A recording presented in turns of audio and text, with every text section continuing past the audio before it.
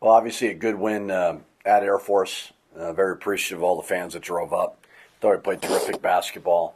That's three second halves in a row of 52, 52, 54 points, which is obviously impressive. But now we move on to Wyoming, who they're giving everybody their best shot right now. I was just finished up watching them at San Diego State. It was right there. San Diego State finished on like a 16-0 run, but we know it'll be a challenge. Probably their best player didn't play versus us the first time, and we started off very slow, finished very strong, and got to keep it going. So excited to be back in our building. Kind of in the point of the season and the stretch you guys are in, that's splitting hairs. I get that, but yeah, the way you guys have been finishing, is there any way you could replicate that so you don't have a start like you did against Wyoming or a slow start like that? I don't know. Like sometimes the score makes it appear like it's a slow start, right? So at Wyoming, I think we started 1 for 13. Air Force 0 for 10. Maybe it's on the road, maybe it's whatever. I look at the totality of 40 minutes. I think in this building, especially, we've had some quicker starts than on the road. So I don't think it's like a trend by any means that we're playing from behind a lot. So I'd like to act like I have some reason why the second halves have been so great too. I don't know, So I don't really care when they do it. I just care that they do it over 40 minutes. But I don't, we were ready to go versus Air Force. We were just missing some shots. But we obviously picked it up. And then Obi, you did mention their score. Probably their best player, their best scorer for sure, wasn't there. What do you need to do? I suppose you guys prepped for him though last time, right? Yeah, it wasn't known. It was funny actually. Bragging about myself, but they had said he wasn't going to play, or maybe was going to play, and I went out and watched his warm up, and he went through the whole warm up, and I walked into the staff and I said, I guarantee you he's not playing. And they all argued with me. They're like, why would you say that? I'm like, I just watched the way he shot. He's not playing. I was 50-50, but I really owned it like I knew what I was talking about. It was the one time I was right. But, yeah, we did. I mean, really puts up points. Another, I think he was a Fort Lewis kid, which is impressive because they did that back-to-back years. So a dynamic scorer, hard to kind of replicate on our team, but a really good player. Then the last one for me for now is the defense you guys have been playing. A lot of individuals are getting complimented greatly on this, but I think I mentioned this to you over the weekend. I'm curious from a team standpoint, like what you guys are doing defensively that isn't, true Washington just pick sixes and isn't Nelly protecting the rim. As a team concept, are you guys doing something different this year than in past years, or is it just your bigger?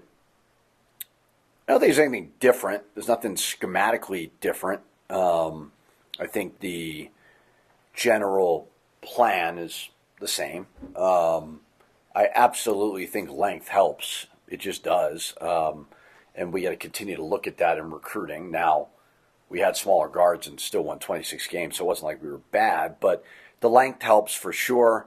Buy into it. I think there's some momentum going on right now. I think everybody sees it. And it's just a will to win. I just think this team right now has got a great burning desire to win. And they'll do whatever it takes. Mustafa, his status? Is he what? Status? He practiced yesterday a little bit, but we're just trying to limit him.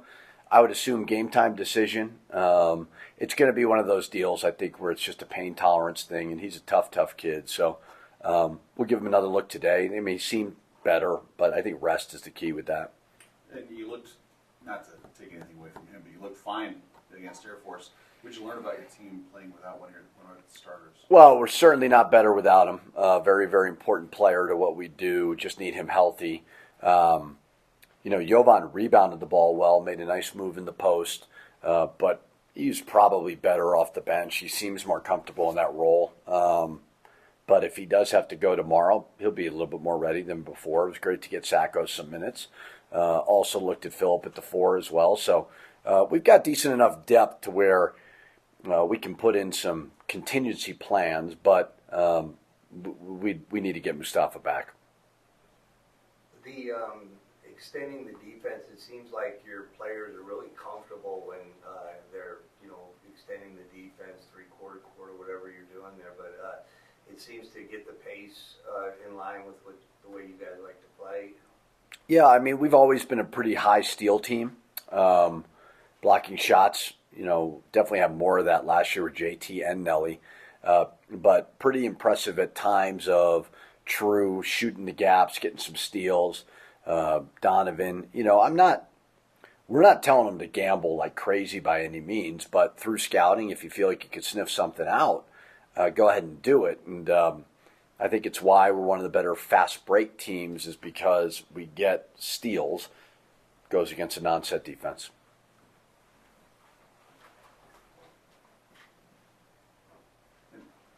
Keeping on the defensive theme, I listened to Coach Scott's postgame the other day, and he talked about how True tends to play that defensive back role where he can make a pick off and go the other way.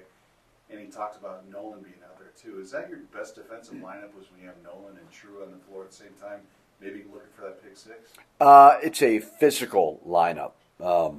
Both of those guys, CJ's kind of underrated, very physical. True doesn't mind, contact. True's got really quick arms, quick hands. You may not see something evolving, and then he kind of gets out there and does it. Filip may not be a high steal guy, but that length bothers, certain players on the perimeter when we put them on there.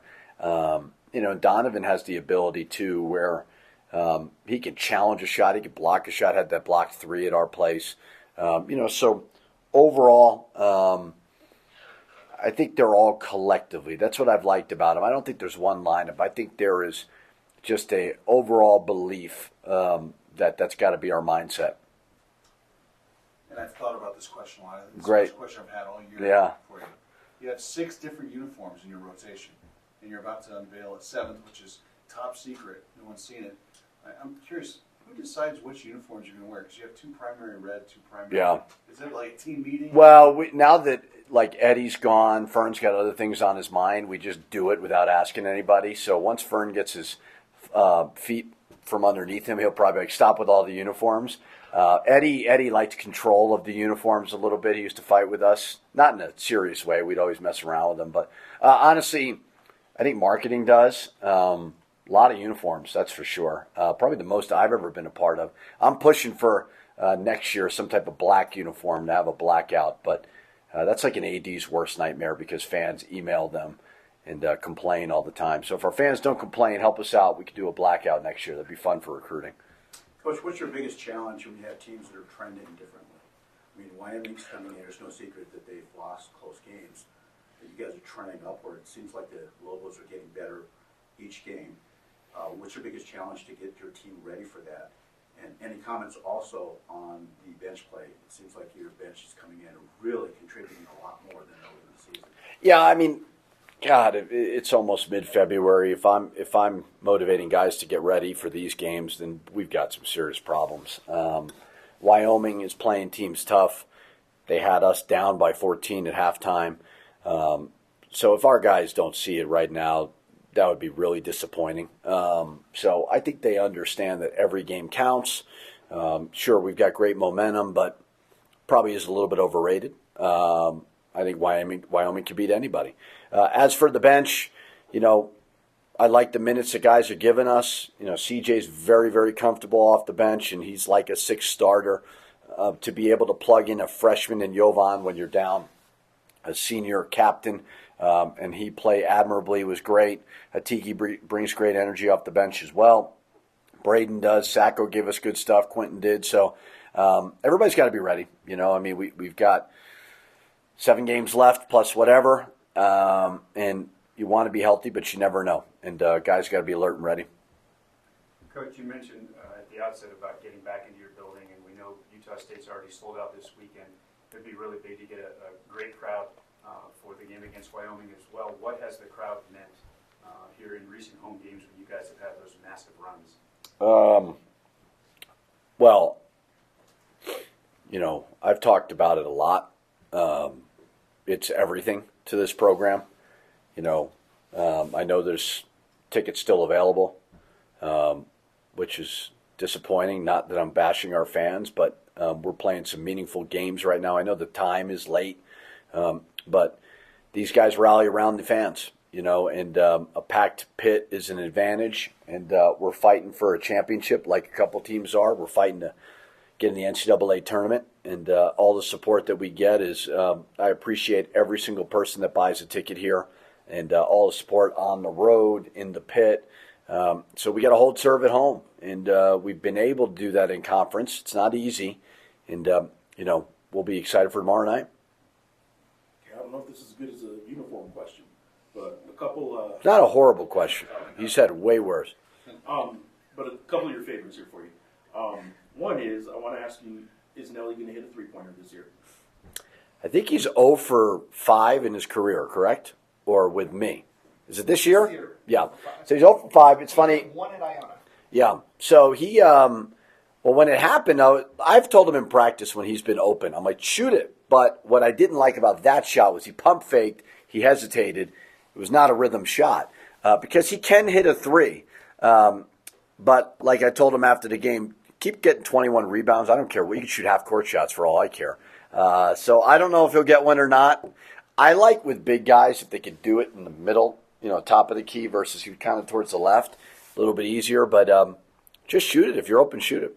All right, and then the other one, because I don't know if you know this, but your dad also coaches basketball. I'm Mhm. curious if you guys are still included in the family chat or if they have one kind of separately that going on right now, and if there's any kind of family betting going on as to who will fall out of first place, if either one of you first, now that you guys are both leading your conferences right now. No, we would never bet against any of the teams or bet on sports, right? There are multiple family chats. I think there's every single combination with one person left off, and they have one for when we play. That I'm not on. We have one when they play that he's not on. So it's very confusing and frightening at times because like, oh God, I said it's the wrong chat.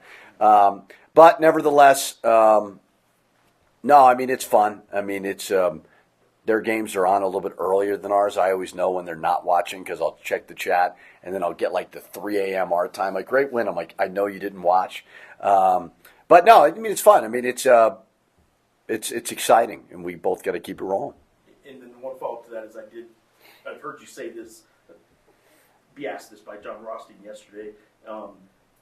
Your enjoyment of what he's doing right now is kind of what, and I know he asked you if you're proud, or you said people have asked you if you're proud of your dad and what he's doing, and you kind of laugh it off. I'm curious where your level of, I guess just watching him and thinking about what this year is compared to the rest. Zero care. Unimportant to me at all. He's won enough games. He's one of the best coaches ever. Like, yeah, like I've heard that one many times. I think that it's John Wooden, Coach K, him winning at St. John's does nothing for me. I am very, very happy that he is having a blast.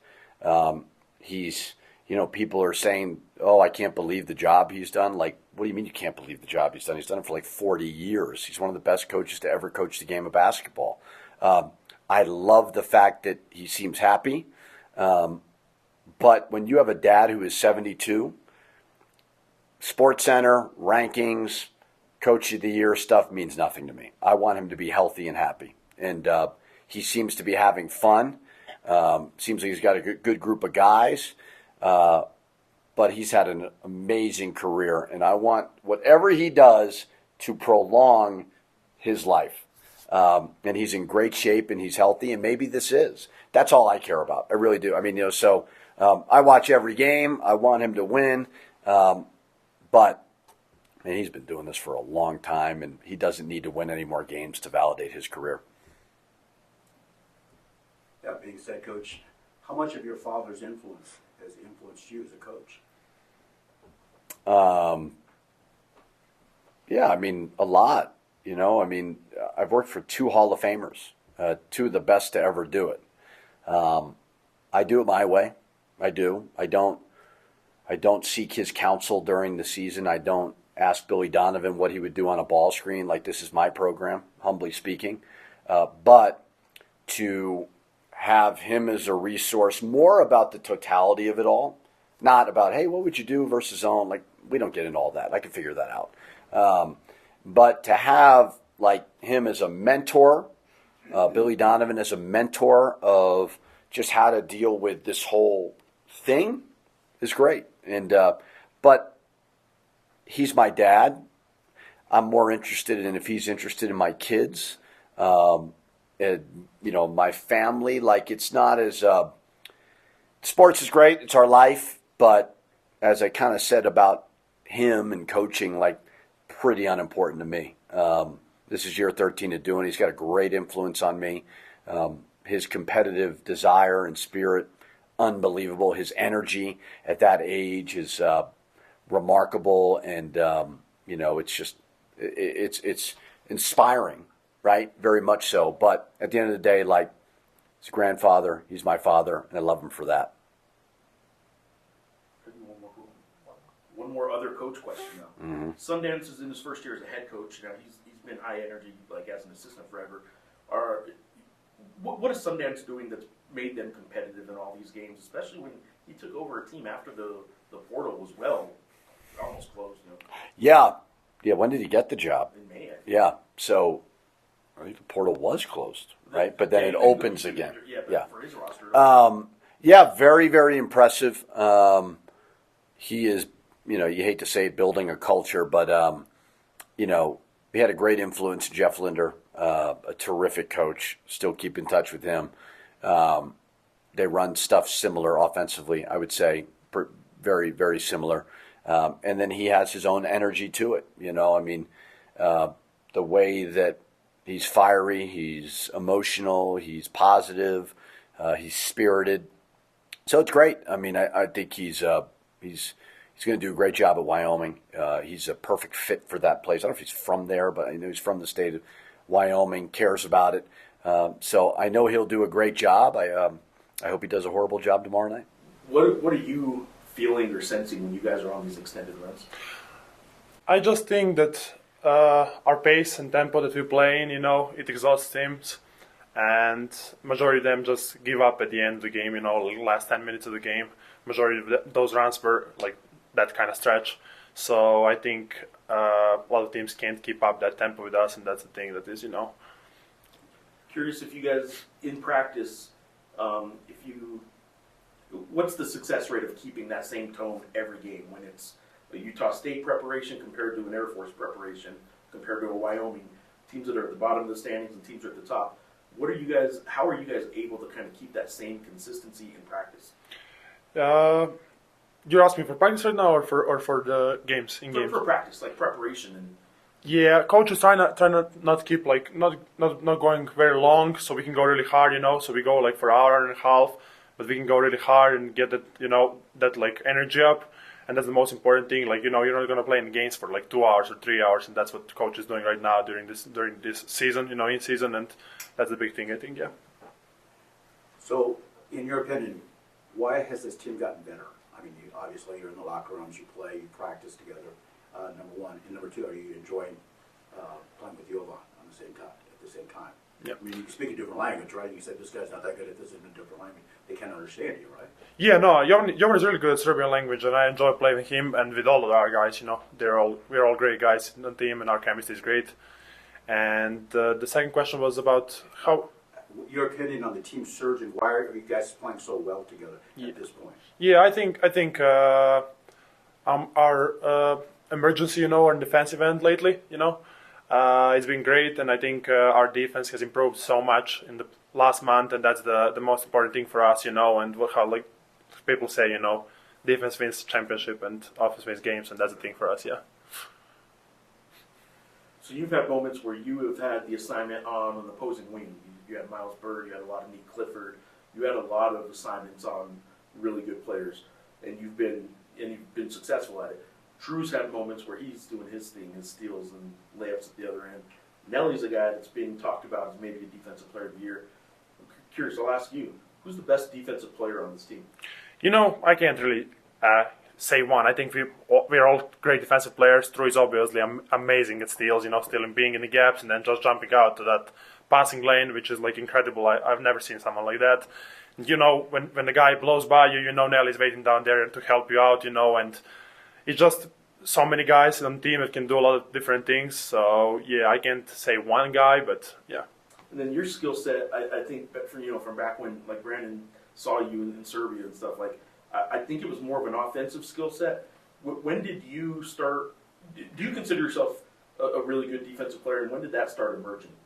Yeah, I don't think, as a kid, I hated playing defense, but later, growing up, you realize you gotta do that at some point, to be a good player, and I'm big guy who can guard a lot of positions, so I realized I need to do that too, and that's pretty much it. All right, and then this is just one we've had fun with Nelly about. He swears he's going to hit a three-pointer this year in a game. He hesitated at Air Force and missed it, and coach says as long as he gets 21 rebounds, he can shoot a three-pointer every game if he wants. Yeah. Do you think Nelly will hit a three-pointer in a game this year? I was actually really surprised when Nelly hit that three. He was kind of like waiting for it, pump fake first. He saw the guy didn't come closer. He said, "Yeah, let it rip," and then he went for it. And I think Nelly is way better shooter than what you guys think and what everyone is thinking outside of our gym, because we see him in practice doing that, and sometimes we play 3-on-3, 4-on-4. You see him do a step back three or something, which is kind of crazy, but he makes it, and I think he has a really good feel and touch. So I think he will make it, yeah, for sure. Speaking about Nelly, I know that some guys on this team don't really care about awards, but he was named Oscar Robertson National Player of the Week today. As like a group of guys, when one of your teammates gets an award like that, Donovan got one earlier against VCU. But how much do you guys kind of like hype Nelly up or tease him, or how much do you guys enjoy those kind of moments? Yeah, we're just, all of us we're really happy for Nelly and for Donovan, and I think they are like up there for the Mountain West Player of the Year too. So you just can't be happier for your guys and happier to have guys like that on your team. One of the best players in their positions in the country and in our league. So yeah, it's great. And then going back to the defensive stuff, in Wyoming, they didn't have their best shooter last time around when you guys played them. This time they're going to have him. He's one of the best shooters in the Mountain West. Seems like lately you guys' perimeter defense has really stepped it up. How much do you like those matchups where it's like kind of good on good? Yeah, we know Augie didn't play last game, right? If that's his name. He's a really good player, and I think True will guard him majority of the game, and I'm not worried about True guarding him. And I know they was a really good team, and they had us pretty much beat in the first half, but our defense stepped up, and I think we need to do that from the beginning of this game, and we'll be fine. Anything else for Phil? All right. Oh. Did you watch the Super Bowl? No, I'm not a big football guy. I just kind of looked at the score during the game because Braden is a big Chiefs fan. That's what I know. I just looked up. It was 37-0, and I said, "Oh, damn!" Yeah. So is it just pretty much basketball? Any other sports that you? Basketball, soccer, and Serbia has the greatest tennis player of all time. So I watch tennis sometimes. Yeah.